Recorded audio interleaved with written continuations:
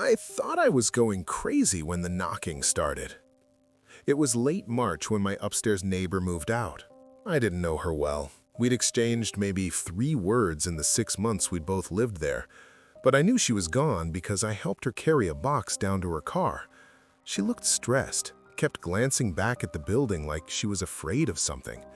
I asked if she was okay, and she just nodded quickly and drove off. I never saw her again. The apartment above me stayed empty after that. At least, that's what I thought. About a week after she left, I was up late working on my laptop when I heard footsteps directly above me. Heavy ones, like someone pacing back and forth across the floor.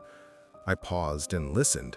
The steps moved from what I assumed was the living room to the bedroom, then back again, slow and deliberate. I figured the landlord was showing the place to potential tenants.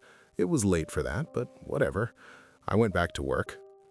The footsteps happened again the next night, and the night after that. Always around the same time, always that same steady pacing. But I never saw anyone going in or out of the building. No moving trucks, no new faces in the hallway.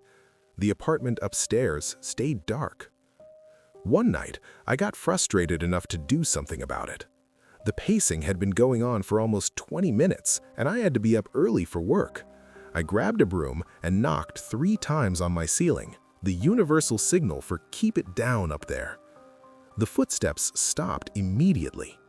And then, about 5 seconds later, I heard 3 knocks come back from directly above where I was standing.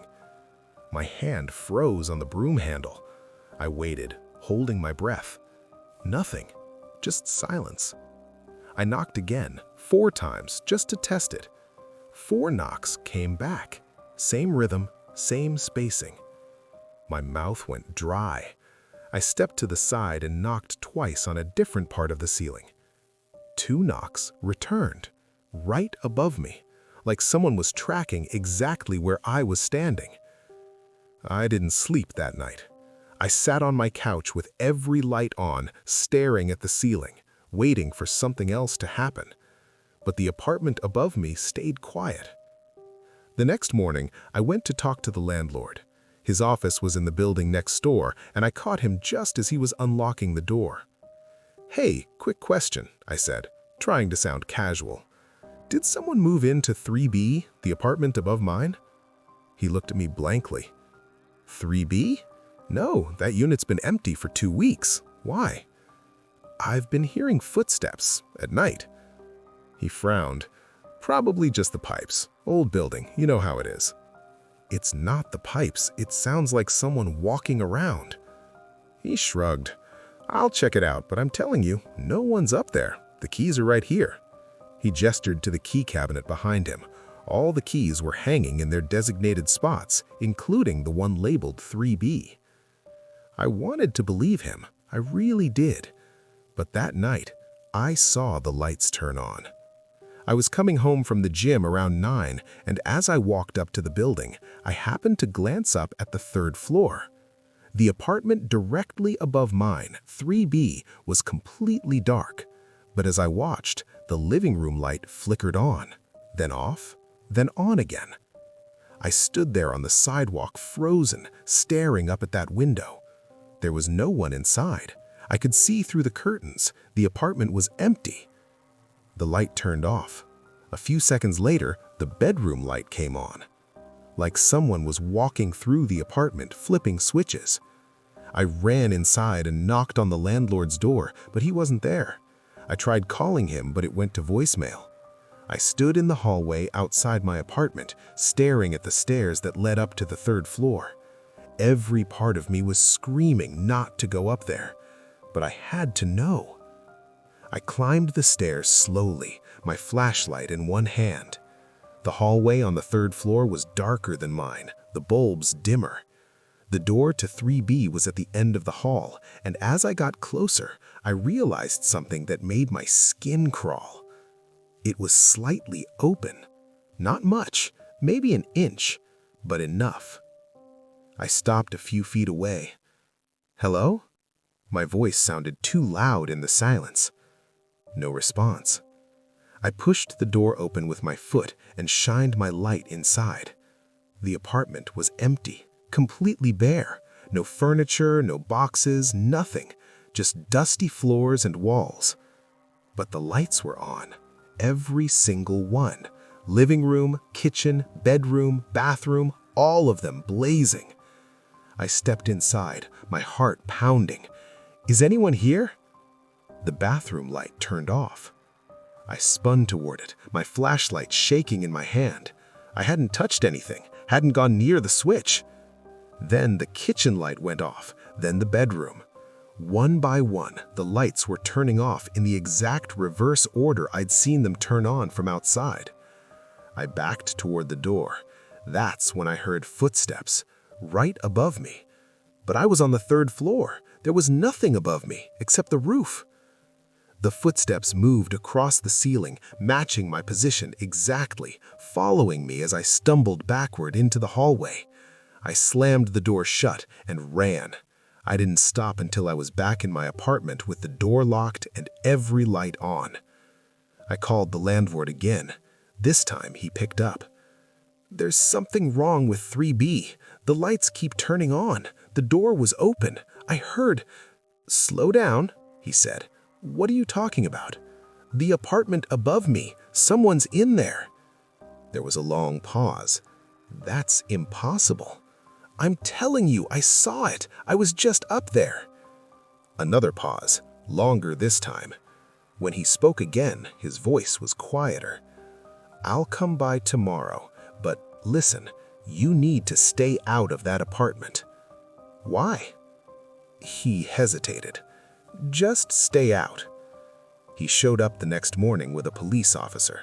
I watched from my window as they went inside the building. They were up there for maybe 10 minutes before they came back down. The landlord looked pale. The officer looked confused. They knocked on my door. So, Sally, the landlord said slowly, we checked the apartment.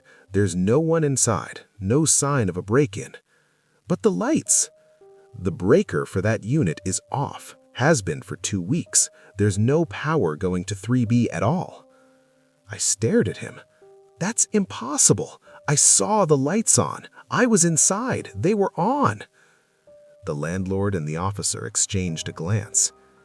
There's something else, the landlord said quietly. I checked the lease records. 3B was never vacated. Technically, your old neighbor still has 6 months left on her lease. She never broke it. She just left. What do you mean she just left? I mean, she stopped answering calls, stopped paying rent, and disappeared. We haven't been able to reach her. My stomach dropped. So legally, she's still living there? He nodded slowly. I moved out 3 days later. I couldn't stay there, not after that. Not knowing that apartment above me was still leased to someone who vanished, someone who might still have keys.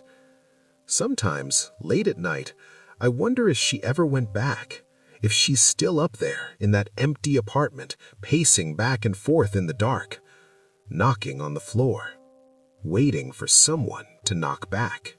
I thought it was just a coincidence at first. My neighbor in 4C moved in sometime in late September.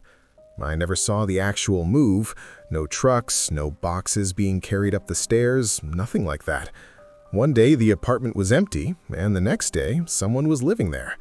I'd see him occasionally in the hallway or the parking lot. Average height, brown hair, always wore a baseball cap pulled low. We'd nod at each other, but never really talked. The coincidences started in October. I have a pretty set routine. I'm a creature of habit. I leave for work at 7:30 every morning, get home around 6, go to the gym on Tuesdays and Thursdays. I grocery shop on Sunday mornings. It's boring, but it works for me. About 2 weeks after my neighbor moved in, I started noticing he left for work at the same time I did. I'd lock my door, and I'd hear his door open. I'd head down the stairs, and he'd be right behind me. We'd walk to the parking lot together in awkward silence, get in our cars, and drive off in opposite directions. It happened once, twice, 3 times. I figured we just happened to have similar schedules. Lots of people leave for work at 7:30. But then I noticed other things. One morning, I was running late and didn't leave until almost 8. I rushed out the door, annoyed with myself for oversleeping. The second I stepped into the hallway, I heard his door open. He came out, walking fast like he was running late too. The next day, I left 15 minutes early. I needed to stop for gas before work. Sure enough, as soon as I locked my door, his door opened. Same baseball cap, same quick nod. He followed me down the stairs like always. I started testing it, leaving at random times just to see what would happen.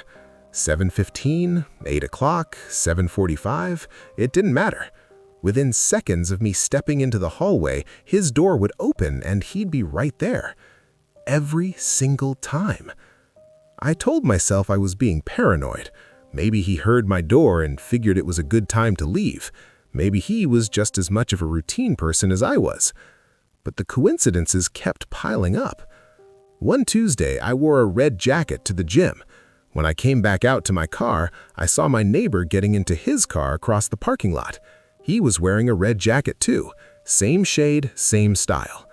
Thursday, I wore a blue hoodie. So did he. I started paying more attention to what he wore. Every single day, our clothing colors matched. If I wore black, he wore black. If I wore gray, he wore gray. It wasn't the exact same clothes. His style was slightly different from mine, but the colors were always identical. One Sunday morning, I decided to skip grocery shopping. I was tired and I had enough food at home to last a few more days. I stayed in, watched TV, did laundry. Around 10 o'clock, right when I normally would have left for the store, I heard footsteps in the hallway outside my door. Slow, deliberate footsteps that stopped right in front of my apartment. I looked through the peephole. My neighbor was standing there in the hallway, grocery bags in hand, staring at my door. He didn't knock. He just stood there for what felt like an entire minute before finally walking away. That's when I knew something was seriously wrong. I started changing my routine completely. I left for work at different times every day. I skipped the gym for 2 weeks. I ordered groceries online instead of going to the store. And during all of that, I barely saw my neighbor. His door stayed closed, his car didn't move, it was like he'd disappeared. But the second I went back to my normal schedule, he was there again, leaving exactly when I left, wearing the same color shirt, following me to the parking lot with that same silent nod. I thought about confronting him, asking him directly why he was doing this, but something about the way he never made eye contact, the way he always kept his head down, made me too uneasy to say anything. Then, one evening, I came home from work and found a note taped to my door. It was written in neat handwriting on a plain piece of paper. All it said was, "You changed your routine. Why?" My hands were shaking as I pulled it down. I looked down the hallway towards 4C. My neighbor's door was closed, no lights underneath. I crumpled up the note and threw it away, but I couldn't stop thinking about it. How did he know I'd changed my routine? Had he been watching me that closely? I started being more careful. I checked the peephole before leaving my apartment. I varied my schedule even more. I tried to be unpredictable. But no matter what I did, he seemed to know. If I left early, he left early. If I came home late, he came home late. If I stayed in on a Saturday, he stayed in too. I could hear him through the walls sometimes, moving around his apartment in perfect sync with me. If I walked to the kitchen, I'd hear footsteps in his kitchen. If I went to the bedroom, he'd do the same. It was like he was mirroring my life. 3 weeks ago, I decided I needed to get out, just for a few days, to clear my head. I packed a bag and booked a cheap hotel across town. I didn't tell anyone where I was going. I left early in the morning, before sunrise, hoping to avoid him completely. But as I carried my bag down the stairs, I heard his door open behind me. I didn't turn around, I just walked faster. I could hear his footsteps behind me, matching my pace. I got to my car, threw my bag in the back seat, and drove off. I checked my rearview mirror. He was standing in the parking lot watching me leave. I spent 3 days at that hotel, 3 days of silence, of not worrying about what time I left or what color shirt I wore. It was the most relaxed I'd felt in weeks. When I came back, the building felt different, quieter. I parked and walked up to my apartment, listening for any sign of him. Nothing. His door was closed, no sounds from inside. I thought maybe he'd moved out. Maybe whatever weird obsession he had with me was over. That night, around 9 o'clock, there was a knock at my door. I looked through the peephole. It was him, standing there in the hallway, hands in his pockets, baseball cap pulled low like always. He was staring directly at the peephole, like he knew I was looking. He knocked again, 3 slow, deliberate knocks. I barely moved. I barely breathed. Then he spoke. His voice was quiet, almost friendly. "You know I'm in there, Marcus." My blood went cold. I'd never told him my name. We'd never had a conversation beyond a quick nod.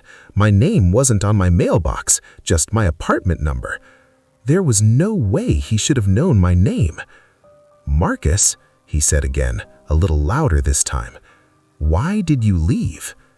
I backed away from the door slowly, my heart pounding so hard I thought it would burst. I grabbed my phone and called the police. They came within 10 minutes. By the time they got there, he was gone. They knocked on his door, but no one answered. They checked with the landlord, who came up with a master key and opened 4C. The apartment was empty, completely empty. No furniture, no belongings, nothing. Just bare walls and dusty floors. The landlord checked his records. According to him, 4C had been vacant for 3 months. No one had moved in. No one had signed a lease. I moved out the next week. I'm staying with a friend now while I look for a new place. But here's the thing that keeps me up at night. 2 days ago, I was at a coffee shop downtown. I was sitting by the window and I happened to look up. He was across the street, standing on the sidewalk, wearing the same colored jacket I was wearing, staring directly at me. I don't know how he found me, and I don't know what he wants, but he's still out there, still watching, still copying everything I do. And I'm starting to think he'll never stop. I still remember the scratching. Even now, 2 years later, I can hear it if I close my eyes long enough. I moved into that apartment in October. It was in an old building on the west side of town, the kind of place with peeling panes and rent cheap enough that you don't ask too many questions. My lease was month to month, which should have been my first red flag, but I was broke and desperate. The landlord handed me the keys with barely a word, and I moved in the next day. The walls were thin. I knew that from the start. I could hear my neighbor's TV through the bedroom wall, the muffled sound of footsteps above me, pipes groaning whenever someone flushed a toilet. It was annoying, sure, but I figured I'd get used to it. You adapt to things like that when you have to. The scratching started about a week in. At first, I thought it was coming from the apartment next door. It was late, maybe 1 or 2 in the morning, and I was lying in bed scrolling through my phone when I heard it. A soft, rhythmic scraping sound, like fingernails dragging slowly across wood. I sat up and pressed my ear to the wall, trying to figure out what it was. Maybe my neighbor had a dog. Maybe they were moving furniture. I tried to convince myself it was nothing. But it happened again the next night, and the night after that. Always around the same time, always that same slow, deliberate scratching. I started losing sleep over it. I'd lie there in the dark, staring at the wall, waiting for it to start, and it always did, like clockwork. After about a week of this, I finally worked up the nerve to knock on my neighbor's door. I wanted to ask them about it, politely, just to see if they knew what was going on. But no one answered. I knocked 3 times, waited, knocked again. Nothing. The apartment was silent. I asked the landlord about it the next day. He looked at me like I was crazy. "There's no one in that unit," he said flatly. "It's been empty for 2 months." That didn't make sense. I'd heard things, the TV, footsteps, and the scratching. The scratching was constant now. not just at night anymore. Sometimes I'd hear it in the afternoon, faint but unmistakable, moving from room to room like it was following me. I started paying closer attention. The sounds weren't coming from next door. They were coming from inside the walls, behind the drywall, in the spaces between the rooms. One night, I was sitting on my couch watching TV when I heard it right behind me. I froze. The scratching was so close it sounded like it was inches from my head. I slowly turned around and stared at the wall. The sound stopped, just like that. Complete silence. I didn't sleep that night. The next day, I noticed something I hadn't seen before. The vent cover in my bedroom, the one near the floor, was slightly crooked, like someone had removed it and put it back wrong. I crouched down and looked closer. There were scratches around the screws, fresh ones. My hands were shaking as I grabbed a screwdriver and removed the cover. I shined my phone's flashlight into the duct. At first, I didn't see anything, just darkness and dust. But then I noticed something wedged further back. I reached in and pulled it out. It was a granola bar wrapper, empty, recent. I dropped it like it had burned me. Someone had been in there. I called the landlord immediately, but he didn't pick up. I left a voicemail, trying to keep my voice steady, telling him I needed to talk to him right away. Then I checked the other vents. The one in the bathroom had been tampered with too, so had the one in the kitchen. Each time I removed a cover, I found something: a water bottle, a plastic spoon, a torn piece of cloth. Someone was living in my walls. I should have left right then. I should have grabbed my keys and walked out and never looked back. But it was late and I was terrified, and some part of me couldn't believe what I was seeing. I told myself I'd wait until morning. I'd call the police then. I'd figure it out in the daylight. I dragged my dresser in front of my bedroom door and sat on my bed with a knife from the kitchen. I didn't sleep. I just sat there, watching the walls, listening. Around 3 in the morning, I heard it again, but this time it wasn't scratching. It was breathing. Slow, shallow breaths coming from somewhere behind my wardrobe. I felt my stomach drop. The wardrobe was pressed against the back wall. I hadn't moved it since I'd moved in. I stood up, gripping the knife so hard my knuckles went white, and slowly approached it. I pulled the wardrobe away from the wall. There was a hole, about 2 feet wide, cut cleanly into the drywall. The edges were worn smooth, like it had been used over and over again. I shined my phone's light inside.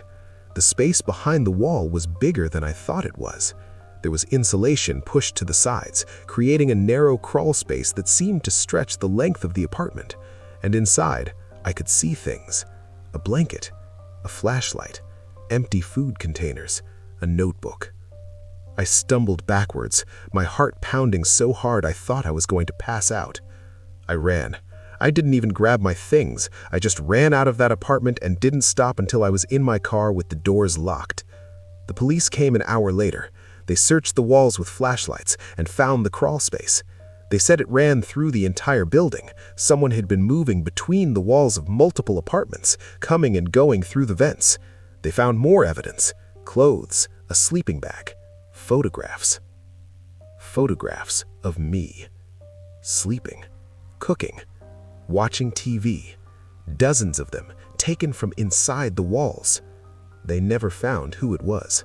The space was empty by the time they got there. Whoever had been living there was gone. I moved out that same day. I broke my lease and didn't care. I stayed with a friend until I found a new place, and even now I can't sleep with my back to a wall. I check every vent, I listen for sounds I shouldn't hear.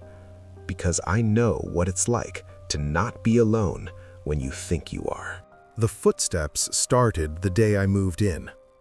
I signed the lease on a Thursday and spent the weekend getting settled into my new place. It was a second-floor apartment in a quiet complex on the edge of town. Nothing fancy, but it was affordable and close to work. The building was old but well-maintained, and my neighbors seemed quiet enough. I thought I'd gotten lucky. The first night I slept there, I woke up around 2 in the morning to the sound of someone walking around upstairs. Back and forth, a steady rhythm that seemed to go on forever. I figured my upstairs neighbor was just a night owl. Maybe they worked a night shift or had insomnia. I put in earplugs and went back to sleep. But the footsteps were there again the next night, and the night after that. It wasn't just at night either.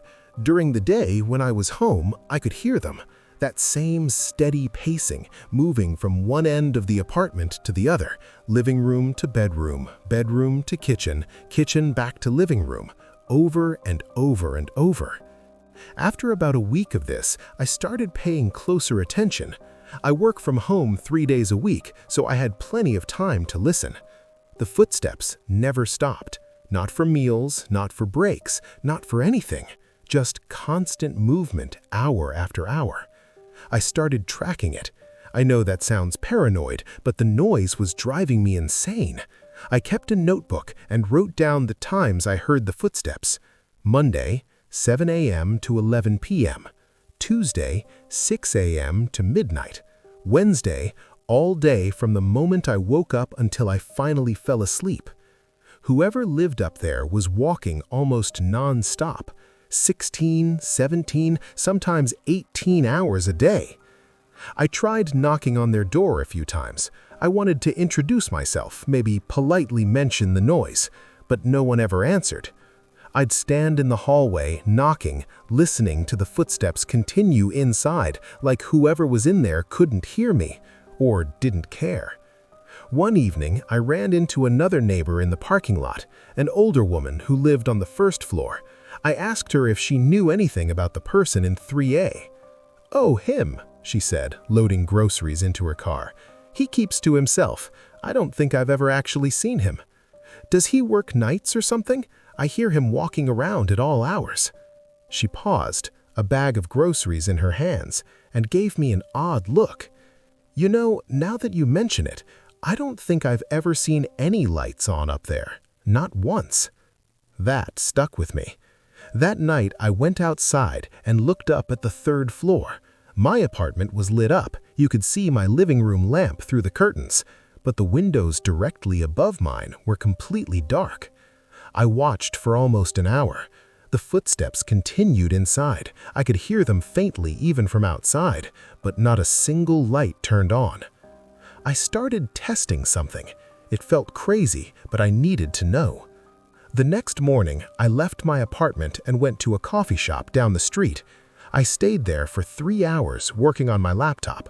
When I came home and stepped inside, the apartment above me was silent. Completely silent. I stood in my living room listening. Nothing. No footsteps. No movement at all. Then I sat down on my couch, and within 30 seconds, the footsteps started again, right above me. That same steady pacing. My skin crawled. I tried it again the next day. Same thing. The moment I left the building, the footsteps stopped. The moment I came back, they started up again, like whoever was up there was waiting for me. I started spending less time at home. I'd go to the library, to friends' houses, anywhere but my apartment. But I couldn't avoid it forever. I had to sleep somewhere. One night, I couldn't take it anymore. It was almost 3 in the morning, and the footsteps had been going non-stop since I'd gotten home from work. I got dressed, went upstairs, and pounded on the door to 3A. "Hey," I shouted, "I know you're in there. Can you please just stop for one night, please?" The footsteps stopped. I pressed my ear to the door, listening. Silence. Complete and total silence. "Thank you," I said quietly, and I turned to go back downstairs. That's when I heard it.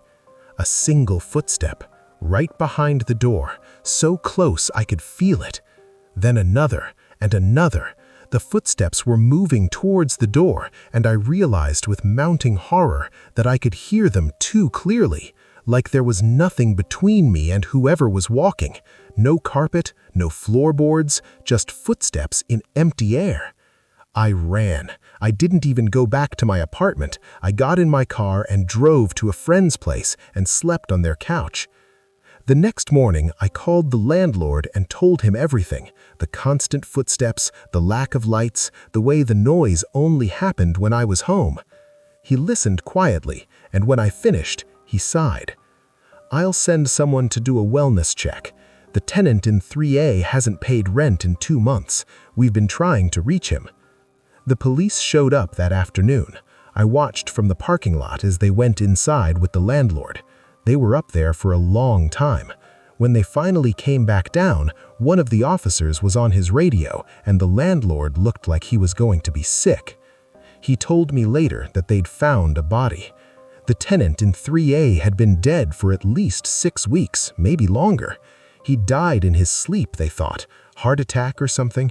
He'd been lying in his bed the entire time, decomposing in that dark apartment, while I listened to footsteps above me every day. I moved out that week, broke my lease, and didn't care about the penalty. I couldn't stay there, not after that. But here's the thing that still keeps me up at night. The last night I spent in that apartment, after the police had removed the body and sealed off 3A, I was packing my things when I heard them again. The footsteps, right above me, that same steady rhythm, back and forth, back and forth. I stood in my empty living room listening to someone walk around in an apartment I knew was vacant, in an apartment where a dead man had been lying still for over a month. I didn't wait to hear more. I grabbed what I could carry and left everything else behind. Sometimes I still wonder who I was really hearing those nights, because if he'd been dead that whole time, then who was walking? And why did they only do it when I was home? The smell started in January. I noticed it one morning when I was getting ready for work. A sweet chemical smell coming through the bathroom vent, like cleaning products mixed with something else I couldn't quite place. It was faint at first, easy to ignore. I figured someone in the building was doing a deep clean, or maybe fumigating for pests. But it didn't go away. By the end of the week, the smell had gotten stronger. It would hit me in waves throughout the day, seeping through the vents in my bathroom and kitchen. That same sickly sweet odor, thick enough that I could almost taste it. I started keeping my windows open even though it was freezing outside. I wasn't the only one who noticed. I ran into my neighbor across the hall, a guy named Derek who'd lived in the building longer than I had, and he mentioned it immediately. "You smell that?" he asked, wrinkling his nose. "It's coming from 3B, I think, upstairs." "Yeah, it's been driving me crazy. Have you talked to management?" He nodded. "Call them 3 times. They keep saying they'll look into it." I called management that afternoon. The woman on the phone sounded bored, like she'd heard this complaint a dozen times already. "We're aware of the odor. We've sent maintenance to investigate. They didn't find anything unusual." "Well, it's getting worse. Can someone check again?" "I'll make a note of it." Nothing changed. The smell got stronger. By the second week, it was so bad I couldn't sleep. It seemed worst at night, that sweet chemical smell creeping through the vents, filling my apartment until I felt like I was suffocating. I bought air fresheners, burned candles, stuffed towels under my doors. Nothing helped. Other tenants started complaining too. I'd see people in the hallway holding their shirts over their noses, talking in hushed voices about the smell. Someone said they thought it was a gas leak. Someone else said it smelled like something had died. Management kept giving us the same answer. They were looking into it. Then the flies showed up. It was the middle of February, too cold for flies, but suddenly they were everywhere. Big, slow-moving ones that would appear in my kitchen, my bathroom, near the vents. I'd kill 5 or 6 a day, and there would be more the next morning. Other people in the building were dealing with them too. Derek caught me in the stairwell one evening, looking pale. "This is insane. Flies in the middle of winter? And that smell, it's like it's in my clothes now. I can't get rid of it." "Has anyone actually seen the person in 3B?" I asked. He paused. "You know, I don't think so. Not recently anyway." That stuck with me. I'd lived in the building for almost a year, and I couldn't remember ever seeing anyone go in or out of apartment 3B. I'd pass by it sometimes. The door was always closed, no sounds from inside, no light visible under the door. That night, I stood outside 3B for a few minutes, just listening. The smell was overwhelming up there, so strong my eyes watered. I knocked on the door. No answer. I knocked again, harder this time. "Hello? Is everything okay in there?" Nothing. I pressed my ear to the door. I couldn't hear anything. No TV, no footsteps, no signs of life at all. But the smell was definitely coming from inside. I could feel the chemical sweetness radiating through the door like heat. I called management again the next morning and told them I thought something was seriously wrong. The woman on the phone sighed. "Sir, we've had maintenance check that unit multiple times. The tenant is traveling for work. There's nothing. There are flies in February, and the smell is getting worse every day. Something is wrong. I'll send someone over this afternoon." No one came. By the third week, people were talking about breaking their leases. The smell had spread through the entire building now, seeping into every apartment through the shared ventilation system. You couldn't escape it. It clung to everything, your clothes, your furniture, your hair. I started spending as little time at home as possible. I'd go to the gym, to coffee shops, to friends' houses, anywhere but my apartment. But I always had to come back eventually. One night, around 2 in the morning, I woke up to the sound of something buzzing. I turned on the light and saw dozens of flies on my bedroom ceiling, just sitting there, barely moving. I grabbed a can of bug spray and killed as many as I could, but the smell of the spray mixed with that sweet chemical odor made me gag. I couldn't take it anymore. The next morning, I gathered Derek and 2 other neighbors who were just as fed up. We went upstairs and stood outside 3B. The smell was so strong it was almost visible, like a haze in the hallway. "We need to get management up here right now," one of the neighbors said, a woman named Sarah who lived on the first floor.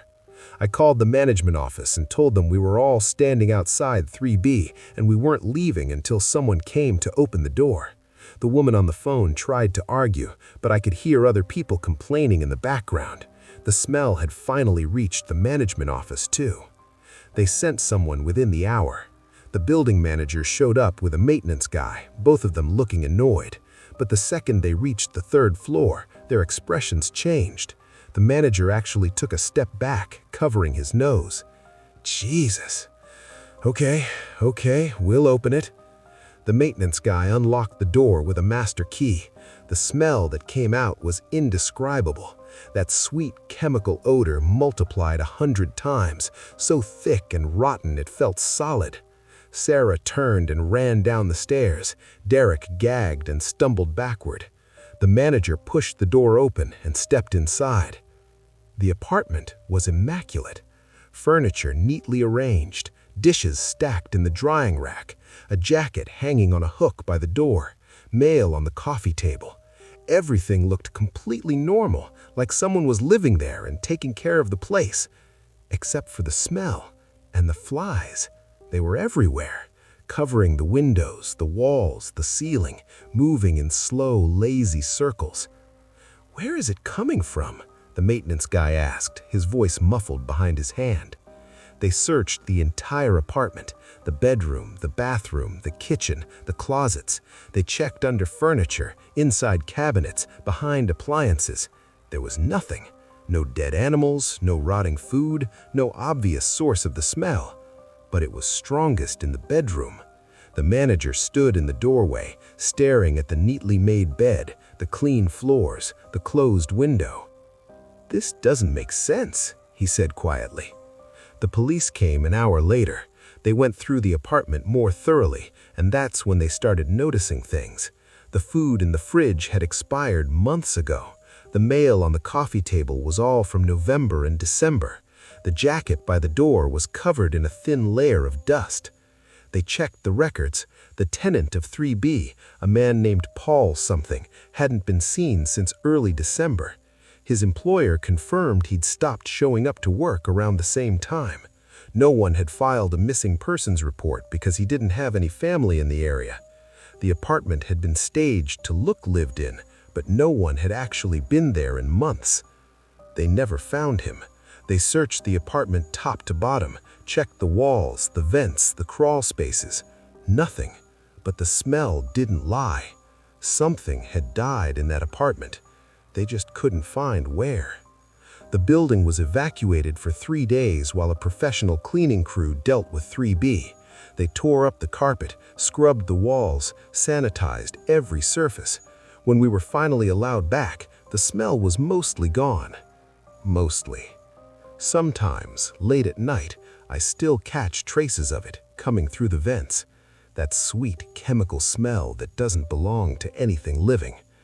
And sometimes I see flies, just 1 or 2, even though it's still winter. They always seem to be flying towards the 3rd floor, towards 3B, towards an apartment that's supposed to be empty now. But I don't think it is. I started seeing him the first week of March. I just moved into a new apartment on the 4th floor. Nothing fancy, but it had a small balcony that overlooked the parking lot. I'm a night owl, so I'd go out there sometimes when I couldn't sleep, usually around 2 or 3 in the morning. I'd sit in the cheap plastic chair I'd bought, scroll through my phone, and enjoy the quiet. That's when I first noticed someone on the balcony next to mine. The balconies were separated by a concrete divider, maybe 4 feet wide. You couldn't see directly onto your neighbor's side unless you leaned way over, but you could see the edge of their space if you looked. And that night, I saw a figure standing there, just standing at the railing, perfectly still, looking out at the parking lot. I didn't think much of it. Another night owl, I figured. Maybe they couldn't sleep either. I saw him again the next night, same time, around 3 in the morning, same position, standing at the railing, completely motionless. I raised my hand in a little wave, trying to be friendly. He didn't wave back, didn't move at all. I felt a little awkward, but whatever. Maybe he hadn't seen me. I went back inside after a few minutes and didn't think about it again. But he was there the next night, and the night after that. Every single night, at almost exactly 3 a.m., I'd go out to my balcony and he'd already be there, standing in the same spot, never moving, never acknowledging me, even though I knew he had to see me. After about a week of this, I tried saying something. "Hey," I called out, loud enough to be heard, but not so loud I'd wake other neighbors. "Nice night, huh?" Nothing. He didn't turn, didn't respond, just kept staring straight ahead into the darkness. I started to feel uneasy about it, but I told myself I was being ridiculous. People were allowed to stand on their own balconies. Maybe he was deaf. Maybe he had headphones in. Maybe he just didn't want to talk. But then I started noticing something else. He was getting closer to the divider. That first week, he'd been standing at his railing, a good 6 or 7 feet from the concrete wall that separated our balconies. But each night, his position shifted slightly, closer and closer to my side.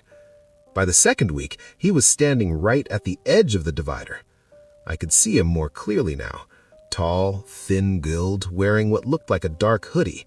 His face was always in shadow. I could never make out any features, but I could feel him there.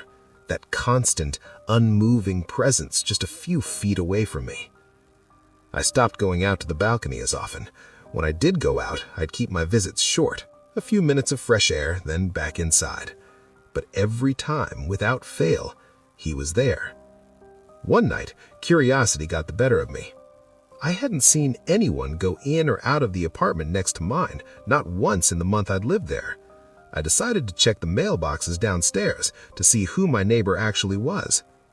The mailbox for the apartment next to mine was labeled 4D, but there was no name on it, just the apartment number. And when I looked inside through the little window, it was completely empty, no mail at all.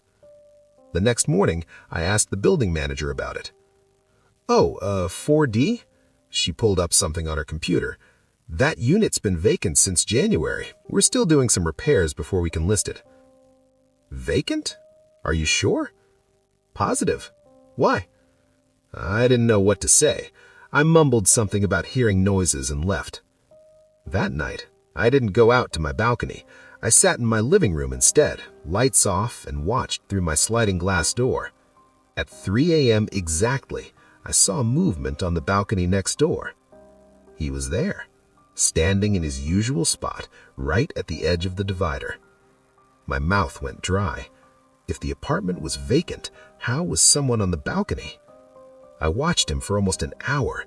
He didn't move, not even an inch, just stood there, perfectly still, facing outward toward the parking lot. Except something looked wrong. I got up slowly and moved closer to the glass door, squinting through the darkness. It took me a minute to realize what was bothering me. He wasn't facing outward. His body was angled the wrong way. His shoulders, his stance, he was facing inward, toward the building, toward the divider between us, toward my balcony. I backed away from the door and closed the curtains. I didn't sleep that night. I kept thinking about that vacant apartment, about the figure standing out there in the cold every night, about how he never moved or responded or seemed even remotely human. The next few nights, I avoided the balcony completely, but I'd peek through the curtains sometimes.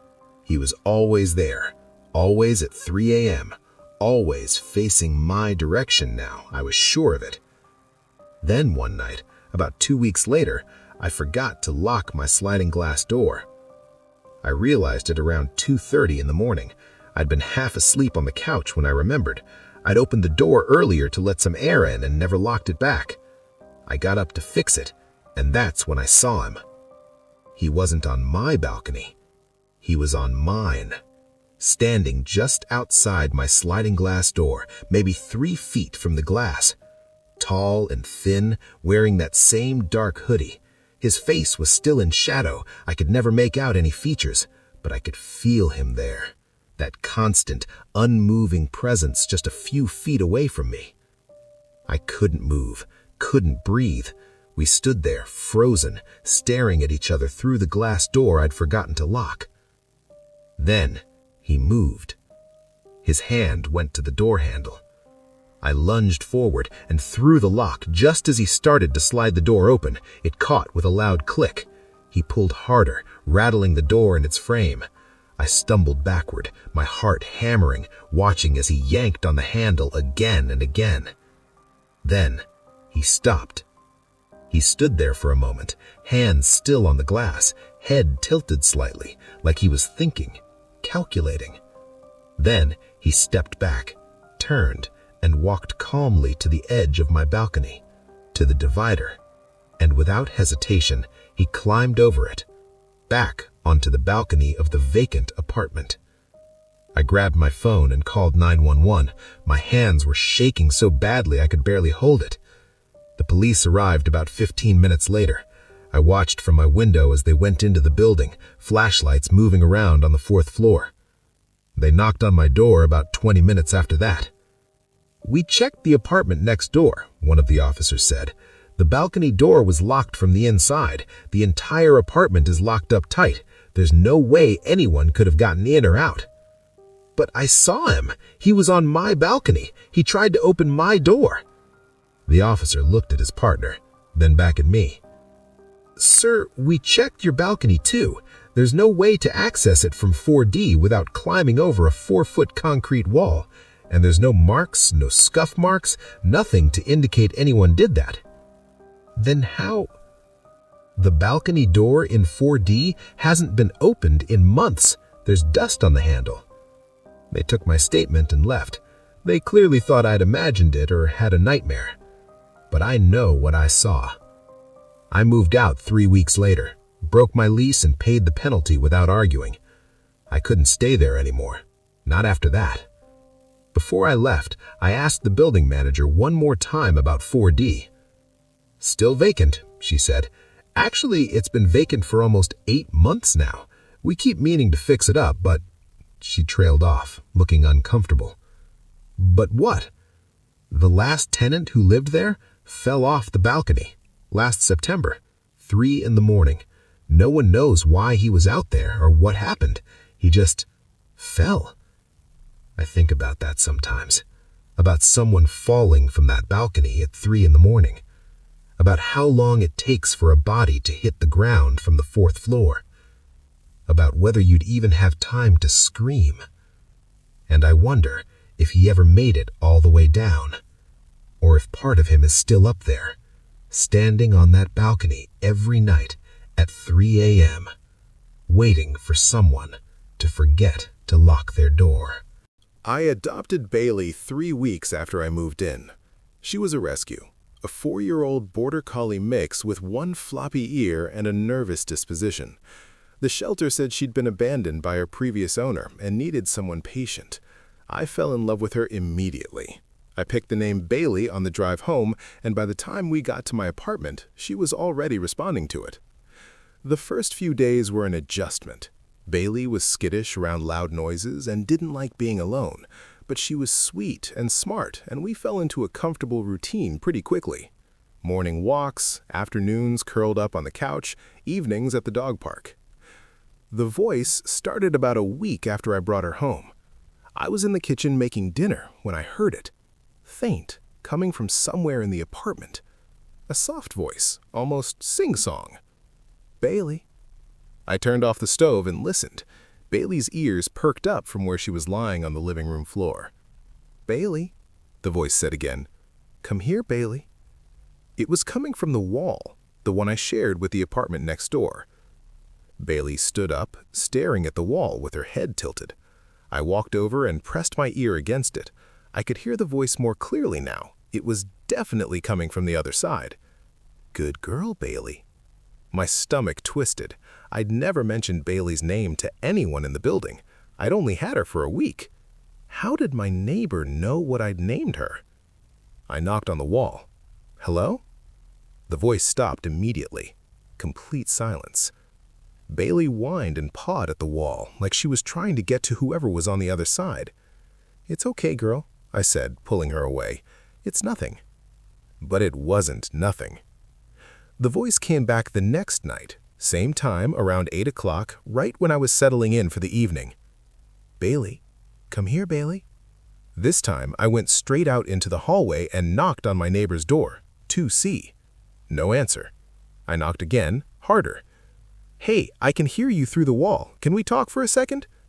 Nothing, but I could hear movement inside. Footsteps, maybe. Something shifting.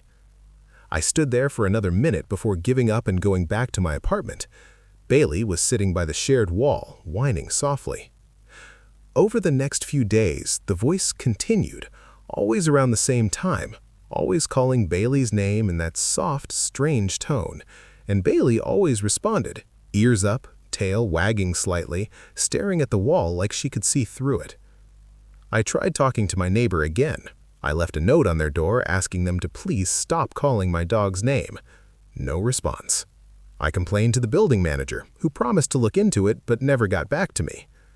Then, the voice started changing. One evening, I was reading on the couch when I heard it again, but this time, it didn't sound like a stranger. It sounded like me. Bailey, come here, girl. My own voice, my exact intonation, like someone had recorded me and was playing it back through the wall.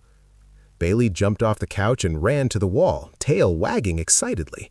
She thought I was calling her. Bailey, that's not... I stopped because the voice spoke again, cutting me off. Good girl. That's a good girl, Bailey. It was perfect. Every inflection, every pause, it sounded exactly like me talking to my dog. I grabbed Bailey's collar and pulled her away from the wall. Stop it! I shouted toward 2C. I know you can hear me. Stop doing that. The voice went silent. That night, I couldn't sleep. I kept thinking about that voice, my voice, coming through the wall. How could someone mimic me that perfectly? Had they been recording me somehow? The next morning, I tried the apartment next door again. I knocked for 5 minutes straight. Nothing. Finally, an older man from down the hall poked his head out. You looking for the tenant in 2C? He asked. Yeah, have you seen him? He shook his head. That unit's been empty for a month. The lease ended in February. No one's moved in yet. My blood went cold. That's impossible. I've been hearing someone in there. He gave me a strange look. Maybe it's coming from somewhere else. Sound travels weird in these old buildings. But I knew what I'd heard, and I knew where it was coming from. That evening, I decided to test something. I took out my phone and started an audio recording, then placed it against the shared wall. Then I sat on the couch with Bailey and waited. At 8 o'clock exactly, the voice started again. "Bailey." Bailey's ears shot up. She stared at the wall. "Come here, Bailey. Good girl." It was my voice again, perfect mimicry. I let the recording run for 5 minutes, capturing everything before the voice finally stopped. I played back the audio, my hands shaking. At first, all I could hear was silence. Then my voice, just like I remembered, calling Bailey's name, saying "good girl," but underneath it, barely audible, was a whisper. I turned the volume all the way up and played it again. The whisper was clearer now, speaking in the gaps between the calls to Bailey. It was saying my name, over and over, in a raspy, broken voice that definitely wasn't mine. "Daniel, Daniel, Daniel." I'd never told anyone in this building my name either. Bailey started acting strange after that. She refused to go near the shared wall. When we'd leave for walks, she'd plant her feet in the doorway and refuse to step into the hallway. I'd have to pick her up and carry her to the stairs. The moment we got outside, she was fine, but getting her back into the apartment was becoming impossible. One night, she wouldn't come inside at all. We stood in the hallway for 20 minutes, me trying to coax her through the door while she backed away, whimpering. Finally, I had to physically drag her inside. She immediately ran to the bedroom and hid under the bed. I couldn't do this anymore. The next morning, I went to the building manager's office and demanded access to 2C. I told her everything, the voice, the mimicry, the audio recording. She looked at me like I was losing my mind, but eventually she agreed to open the apartment. We went up together, her with the master key, me with my phone recording everything. She unlocked the door to 2C and pushed it open. The apartment was completely empty. Bare walls, bare floors, not a single piece of furniture. Dust covered everything. It looked like no one had been inside in months. "See?" the manager said. "No one's here." But the voice wasn't in my head. I had proof. We walked through the empty apartment until we reached the wall that connected to mine. I pressed my ear against it. "Bailey," I called out. "Come here, girl." From the other side, from inside my apartment, I heard Bailey bark. And then I heard the voice, coming from inside 2C, right beside me, right where no one was standing. "Bailey, good girl, Bailey." My voice, coming from empty air. The building manager paled. "What the hell?" The voice spoke again, closer now, right next to my ear. "Daniel." I ran. I grabbed Bailey, threw our things in my car, and drove to my parents' house. I didn't go back for 2 weeks, and when I finally did, it was only to pack my things and break my lease. The building manager waived the penalty fee without argument. I still have that audio recording. Sometimes when I'm feeling brave, I listen to it, to the voice calling Bailey's name, to the whisper underneath saying mine. But mostly, I think about something the building manager said before I left. She'd checked the records for 2C. The last tenant who lived there, a man named David something, had moved out suddenly last October. He'd left in the middle of the night without notice, abandoning most of his belongings. He had a dog too, a border collie mix. When they'd finally gotten into the apartment weeks later, the dog was dead, locked inside, alone, with no food or water. They'd found her body near the shared wall, like she was trying to get through it. The shelter never told me Bailey's original name, but I'm starting to think she never forgot it. And I'm starting to think whatever was calling to her through that wall was calling the name she remembered. The name from before, from when she lived in apartment 2C. I installed the deadbolt myself the day I moved in. I'm not normally paranoid, but the apartment was on the first floor with a door that opened directly to the parking lot. No hallway, no building entrance, just my door and the outside world. The landlord said the lock was fine, but I wanted something stronger. So I went to the hardware store, bought a heavy-duty deadbolt, and spent an hour installing it properly.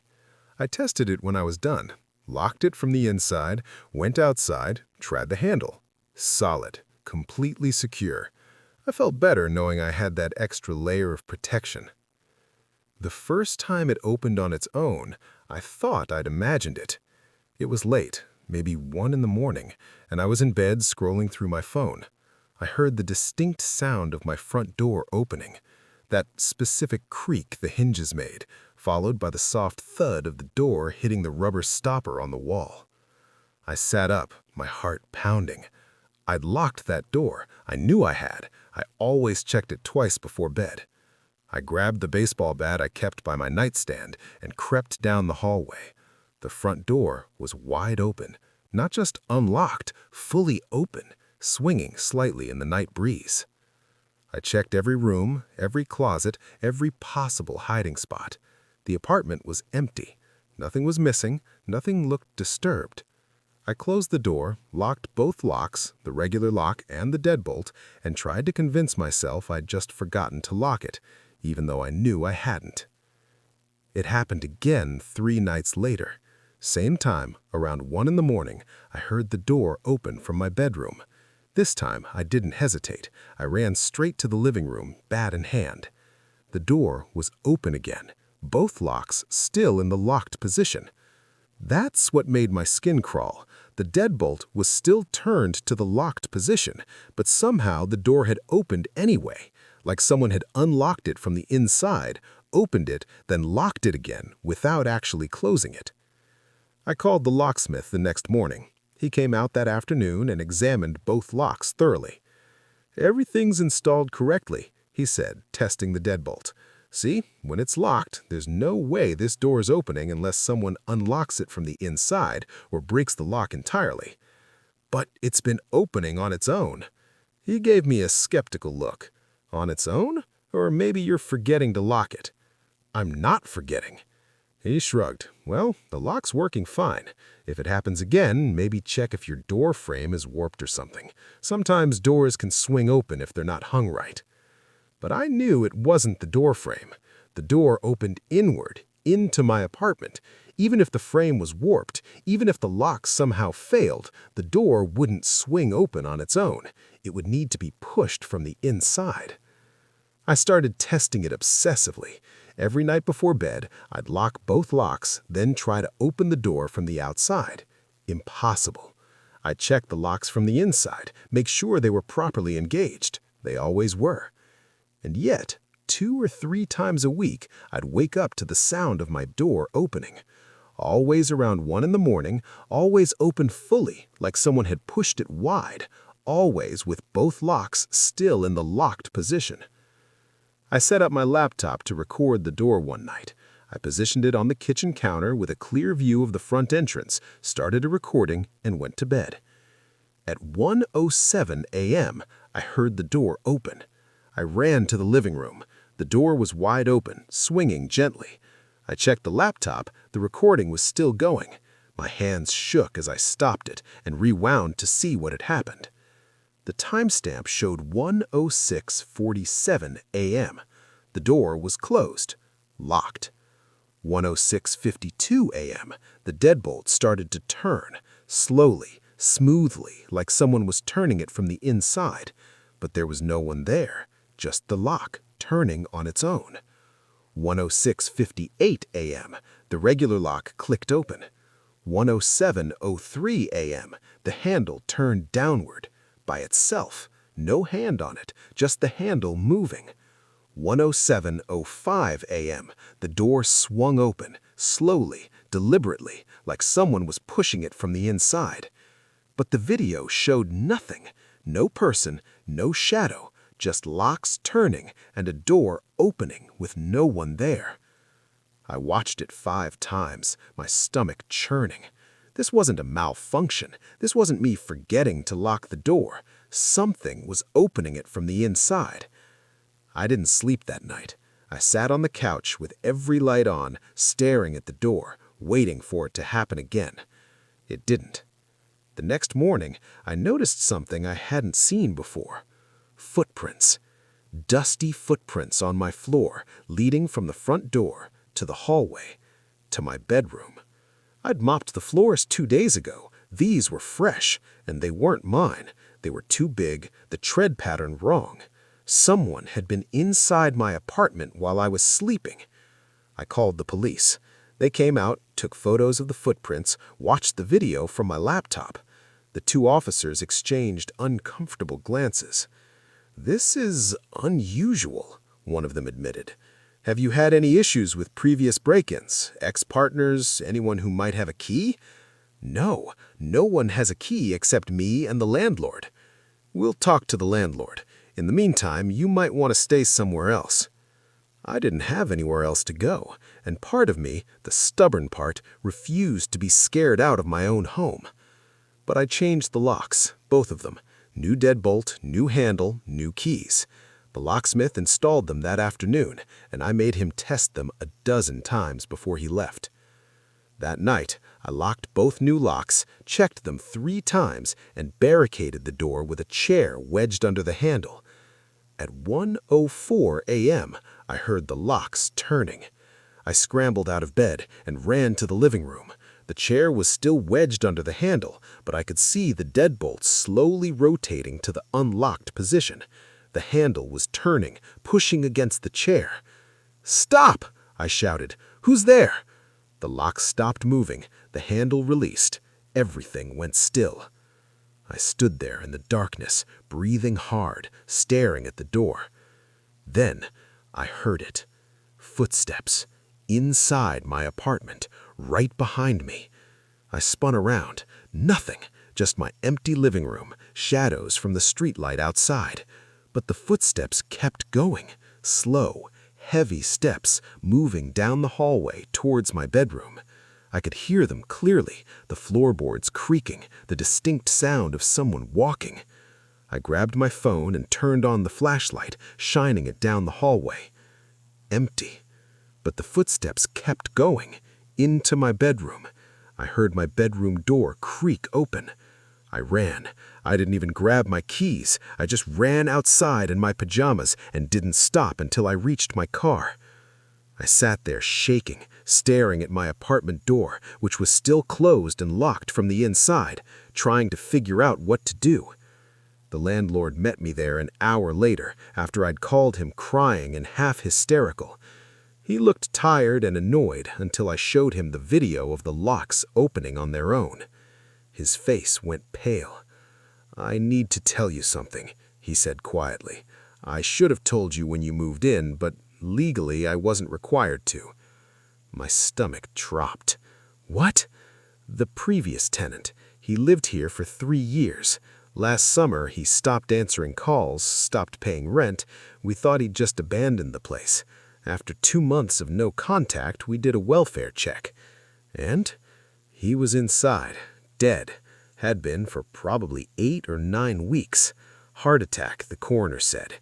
He died right there in the bedroom." I felt like I couldn't breathe.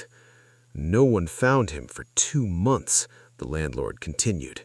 He didn't have family nearby. No one checked on him. The door was locked from the inside the whole time. When we finally got in..."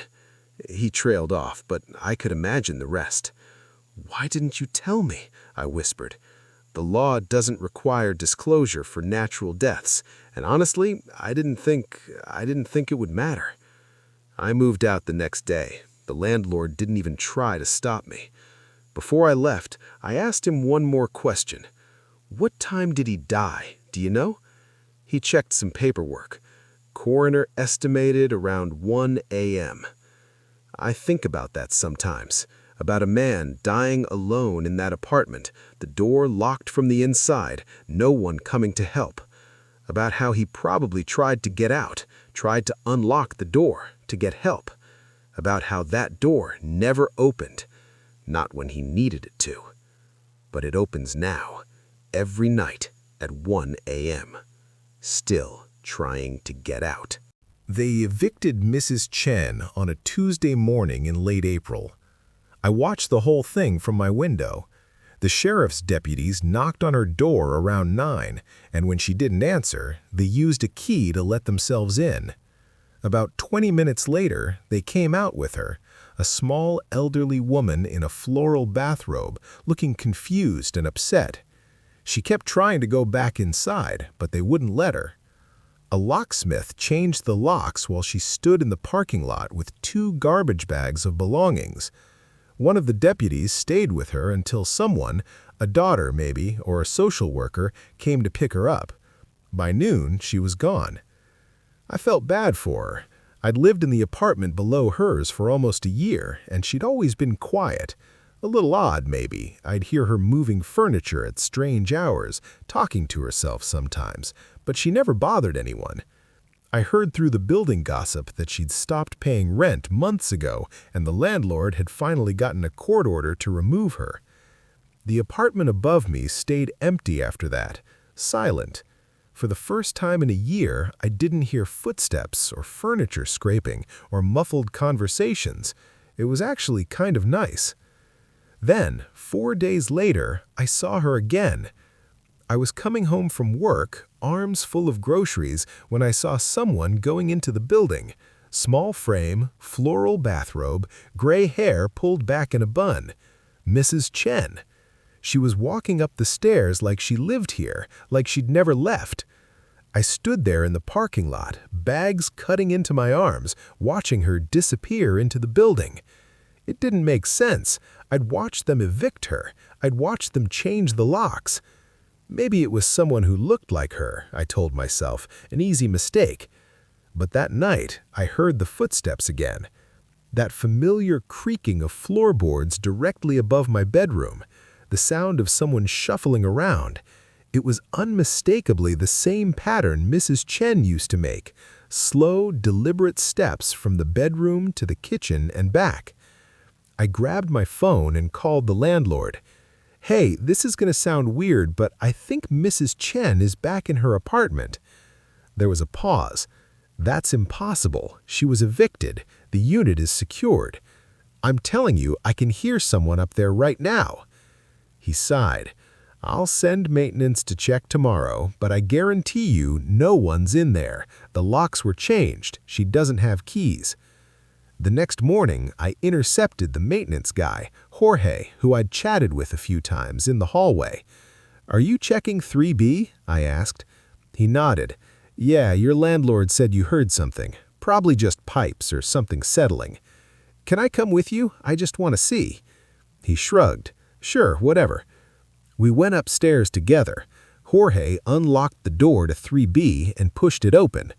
The apartment was completely empty. Bare floors, bare walls, nothing.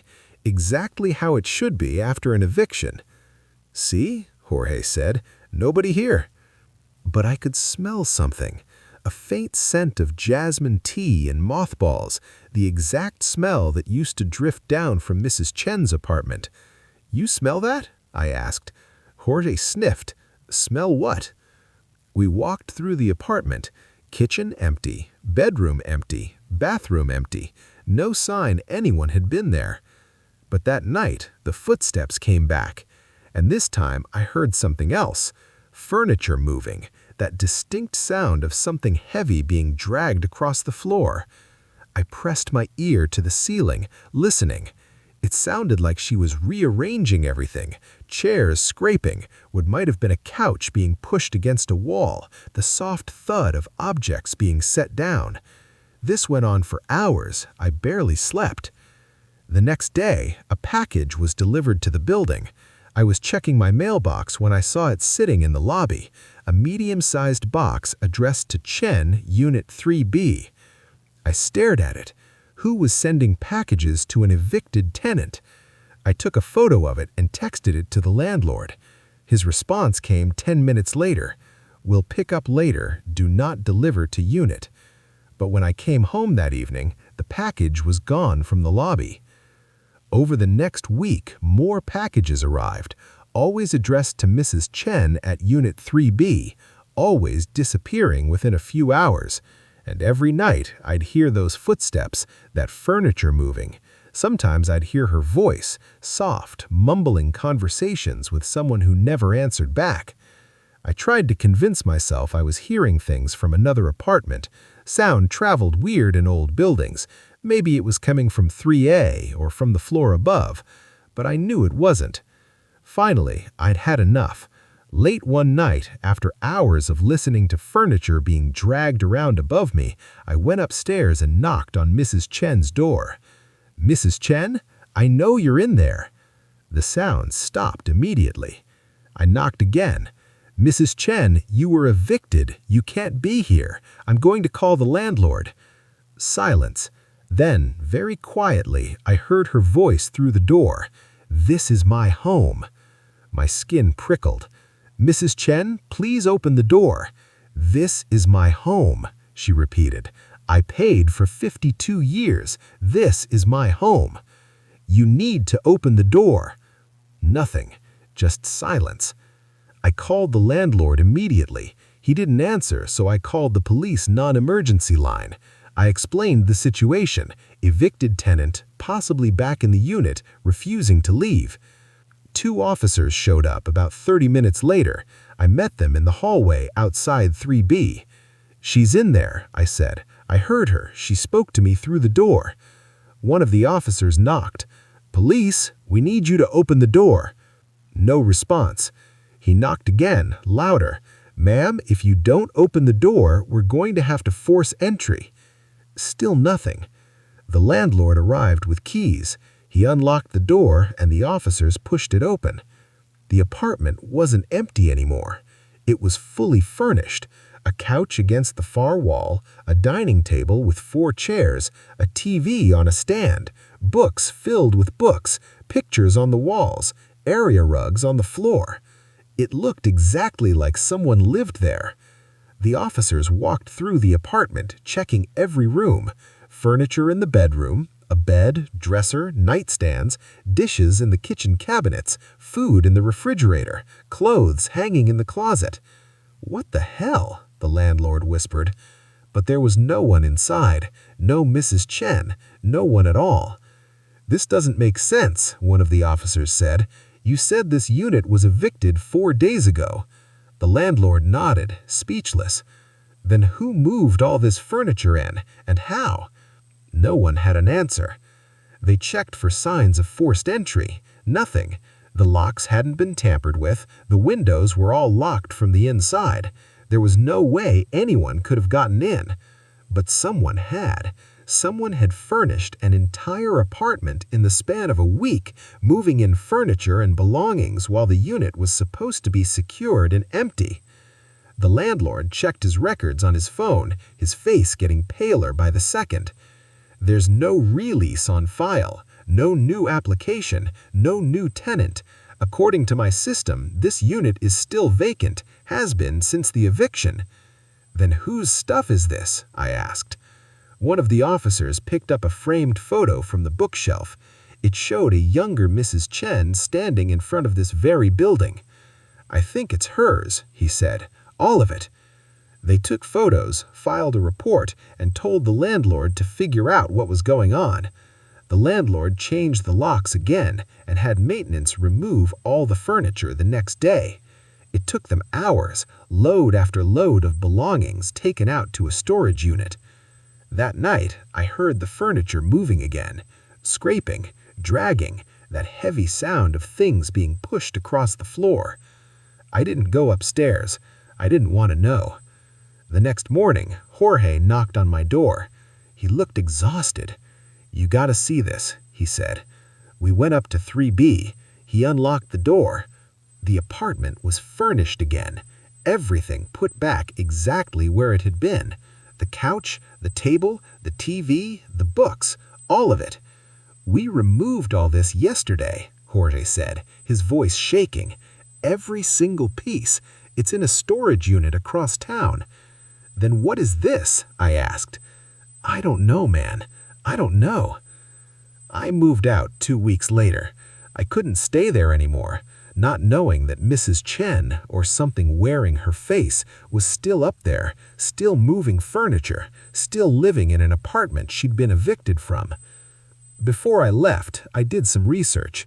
Mrs. Chen had lived in that building for 52 years, same apartment the entire time. She'd raised her kids there, buried her husband, grown old there. When they evicted her, she'd told the deputies she had nowhere else to go.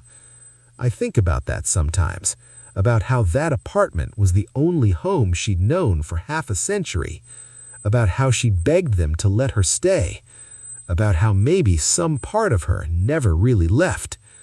The landlord still can't lease the unit. Every time they clear it out, the furniture comes back. Every time they change the locks, the footsteps return. Mrs. Chen paid rent for 52 years. I guess she thinks she's earned the right to stay. And maybe she has. The vent in my bedroom started breathing about 2 weeks after I moved in. I'd never really noticed it before. It was just a standard air vent in the ceiling near the corner of the room, white metal grate, maybe 10 inches across, the kind you see in every apartment building. I'd glance at it sometimes when I was lying in bed, but I never paid it much attention. Until the night I felt warm air on my face. It was late October, and I'd turned off the heat weeks ago. The weather was still mild enough that I didn't need it, but around 2 in the morning, I woke up to the sensation of warm air blowing directly onto me, like someone standing over my bed, breathing down on me. I sat up, disoriented. The air was coming from the vent above, a steady stream of warm breath hitting my face in rhythmic intervals. I got up and stood under it, putting my hand near the grate. Warm air, then nothing. Then warm air again, over and over, like the building itself was breathing. I figured it was just the heating system cycling on, even though I knew I'd turned off the thermostat. Old buildings did weird things sometimes. I tried to ignore it and went back to sleep. But the breathing continued. Every night, always starting around 2 a.m., always that same steady rhythm. After about a week, I mentioned it to my landlord. "The vent in my bedroom keeps pushing out warm air at night," I said, "but my heat is off." He frowned. "That doesn't make sense. If your thermostat is off, no air should be coming through." "Well, something's coming through. I'll send someone to check it out." The maintenance guy came by the next afternoon. He checked my thermostat, definitely off. He went up into the attic space to inspect the ductwork and came back down 20 minutes later shaking his head. "There's no airflow to your unit right now. The damper's closed. Nothing should be coming through that vent." "But I'm telling you, every night." "Maybe it's just temperature changes, metal expanding and contracting. It can feel like air movement sometimes." But it wasn't just air movement. I knew what I felt. That night, I decided to record it. I set up my phone on the nightstand, pointed at the vent, and let it record while I slept. Around 2:15 a.m., I woke to that familiar warm air on my face. I grabbed my phone and checked the recording. I rewound to a few minutes earlier and watched. 2:11 a.m. Nothing. The vent was still. 2:13 a.m. The grate started to rattle slightly, just a subtle vibration. 2:14 a.m. Warm air began flowing out. I could see it on camera, the way the light caught the movement, like heat waves rising. But what made my stomach drop was the sound. When I turned up the volume and listened closely, I could hear it. Breathing. Actual breathing sounds coming from inside the vent. Slow inhales and exhales, perfectly rhythmic. I sat up in bed staring at the vent above me. The warm air was still flowing down, and now that I was listening for it, I could hear the breathing clearly, not just air movement, breath. I moved to the couch in the living room for the rest of the night. The next morning, I played the recording to my roommate, Jake, who worked night shifts and was usually asleep when this happened. "That's messed up," he said, listening to the breathing sounds. "That's definitely not just air. That sounds like someone breathing." I finished. "Should we call the landlord again? And tell him what? That the vent is breathing? He already thinks I'm crazy." But it got worse. A few nights later, I woke to the breathing and noticed something new. Condensation. Small droplets of moisture collecting on the metal grate of the vent, like someone exhaling humid air directly onto it. I stood on my bed to get a closer look. The entire grate was covered in tiny beads of water dripping slowly down the ceiling. I reached up and touched it, warm, like breath on a cold window. That's when I heard it. A sound from inside the vent. Not just breathing, movement, something shifting in the ductwork, metal creaking under weight. I grabbed a flashlight and shined it up through the grate slats. At first, I couldn't see anything, just darkness and the interior of the duct. Then, something moved. I stumbled backwards, nearly falling off the bed. My flashlight clattered to the floor, the beam spinning across the ceiling. When I picked it up and looked again, whatever I'd seen was gone, but my hands were shaking so badly I could barely hold the light steady. I started sleeping in the living room after that. Jake thought I was overreacting, but he hadn't seen what I'd seen. He hadn't felt that warm breath on his face every night or watched condensation form from something breathing inside the walls. But even from the living room, I could hear it.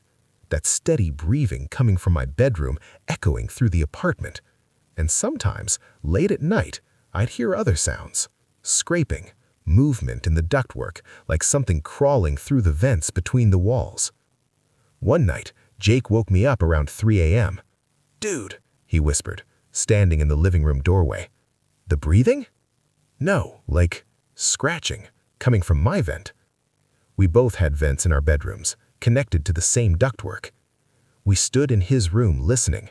Sure enough, there was a sound coming from his vent, a slow, deliberate scratching like nails on metal. "What the hell is in there?" Jake whispered. I grabbed a screwdriver and climbed onto his bed. "We're taking this vent off." "Are you crazy?" "You got a better idea?" I unscrewed the grate and carefully removed it. The duct opening was about a foot square, disappearing up into darkness. I shined my flashlight inside. The ductwork was bigger than I expected, maybe 2 feet wide in places. And it wasn't just a straight shaft. I could see where it branched off, connecting to other rooms, other apartments. The metal was old and dirty, covered in dust and things I didn't want to identify. But what caught my attention were the marks. Scratch marks. Dozens of them scraped into the metal interior of the duct, like something had been crawling through there for a long time. And then I saw it. An eye, looking at me from deeper in the ductwork, reflecting my flashlight like an animal's eye in the dark. I dropped my flashlight. It fell into the duct with a metallic clang and went out. Jake and I stood there in the darkness, breathing hard. "Did you see that?" I whispered. "We need to call the police right now." We spent the rest of the night at a 24-hour diner while the police searched our apartment. They came with flashlights and equipment and spent 2 hours investigating. When we finally came back, there were 4 officers waiting for us. "You need to talk to your landlord, and probably a lawyer." "Why? What did you find?" "Your ductwork isn't up to code, not even close. There are openings connecting to at least 4 other apartments in this building. Some of them look like they were cut deliberately." "Cut? By who?" "We don't know, but someone's been using your ventilation system to move between apartments. We found evidence, trash, food wrappers, even a sleeping bag wedged in one of the larger sections." My mouth drew dry. Someone's been living in there? Or hiding in there? The access points are too small for an adult to fit through comfortably, but a small person or someone determined enough to manage could manage. They sealed off our vents that night with metal plates and screws. The landlord showed up the next morning, pale and sweating, talking about inspections and violations and how this wasn't his fault. "The previous owner must have done this," he kept saying. "I had no idea the ductwork was connected like that. It's completely illegal." "Is anyone else in the building missing? Any other complaints?" The landlord hesitated. "There were some reports, people hearing sounds, seeing things, but I thought they were just crazy?" I finished. He didn't answer. They did a full inspection of the building's ductwork over the next week. They found more evidence of someone living in the crawl spaces between apartments, food wrappers, water bottles, blankets, and more of those scratch marks running through almost every section of ductwork in the building. But they never found who it was. The breathing stopped after they sealed the vents. No more warm air, No more condensation, no more sounds of movement in the walls. Jake and I moved out anyway. We broke our lease, and the landlord didn't fight us on it. He was probably relieved we weren't suing. But sometimes, late at night, I still think about that eye, watching me from the darkness, breathing warm air down on my face while I slept. And I wonder how long they were there. How many nights they watched me. How many times they crawled through those ducts, moving between apartments, watching people through the vents. I check every vent in my new place now. I make sure the grates are screwed on tight, and I never sleep directly under one. Because I know what can live in those spaces between walls, in the crawl spaces we forget exist. And I know they're still out there, still breathing, still watching, still waiting for a vent to open.